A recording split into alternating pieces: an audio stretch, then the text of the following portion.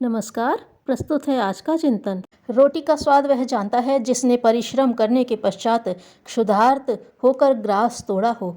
धन का उपयोग वह जानता है जिसने पसीना बहाकर कमाया हो। सफलता का मूल्यांकन वही कर सकता है जिसने अनेक कठिनाइयों, बाधाओं और असफलताओं से संघर्ष किया हो। जो विपरीत परिस्थितियों और बाधाओं के बीच मुस्कुराते रहना और हर असफलता के बाद बड़े उत्साह से आगे बढ़ना जानता है, वस्तुतः वही विजय लक्ष्मी का अधिकारी होता है। जो लोग सफलता के मार्ग में होने वाले विलंब की धैर्यपूर्वक प्रतीक्षा नहीं कर सकते, जो लोग अभीष्ट प्राप्ति के पथ में आने वाली बाधाओं से लड़ना नहीं जानते, वे अपनी अयोग्यता और ओछेपन को बेचारे भाग्य के ऊपर थोप कर स्वयं निर्दोष बनने का उपहासास्पद प्रयत्न करते हैं। ऐसी आत्म प्रवंचना से लाभ कुछ नहीं, हानि अपार है। सबसे बड़ी हानि यह है कि अपने को अभागा मानने वाला मनुष्य आशा के प्रकाश से हाथ धो बैठता है और निराशा के अंधकार में भटकते रहने के कारण इष्ट प्राप्ति से कोसों पीछे रह जाता है।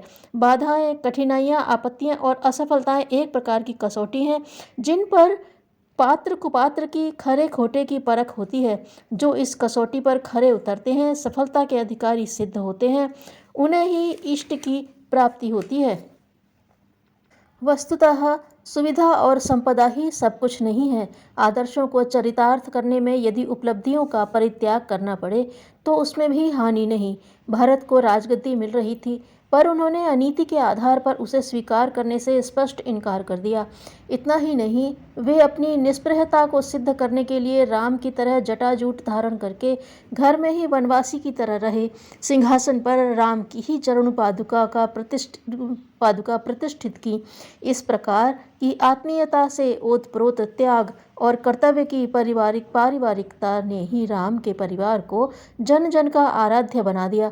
राम का चरित्र अपनी जगह है एवं भरत की का अपनी जगह। एक मर्यादा का पालन करने वाले मर्यादा पुरुषोत्तम के रूप में वह अवतार सत्ता के प्रतीक के रूप में पूजे जाते हैं, जबकि दूसरे उनके भाई अपनी पारिवारिक निष्ठा, उत्कृष्टता से जुड़ी आत्मीयता एवं अपनी गुण निधि के कारण।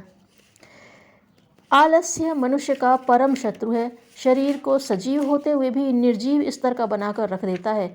जब आलस्य शरीर से आगे बढ़ जाता है तब उसे प्रमाद कहते हैं। प्रमादी को न अवगति अखरती है और न उन्नति के लिए उमंग उठती है। वह अवसाद और अचिंत्य चिंतन से घिरे रहकर किसी प्रकार जीवन के दिन पूरे करते रहते हैं। तुम पर यदि विपत्तियां आती हैं, तुमको हानि उठानी पड़ती है, तो उससे निराश मत हो।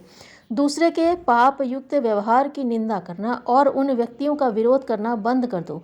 दूसरों को हानि पहुंचाने वाले एवं दुष्टतापूर्ण विचारों को त्याग दो, क्योंकि इसी से तुम्हारे मन की शांति, शुद्ध धर्म और सच्चे सुधार की प्राप्ति हो सकेगी। आध्यात्मिक चिंतन के बिना मनुष्य में विनीत भाव नहीं आता। धन्यवाद।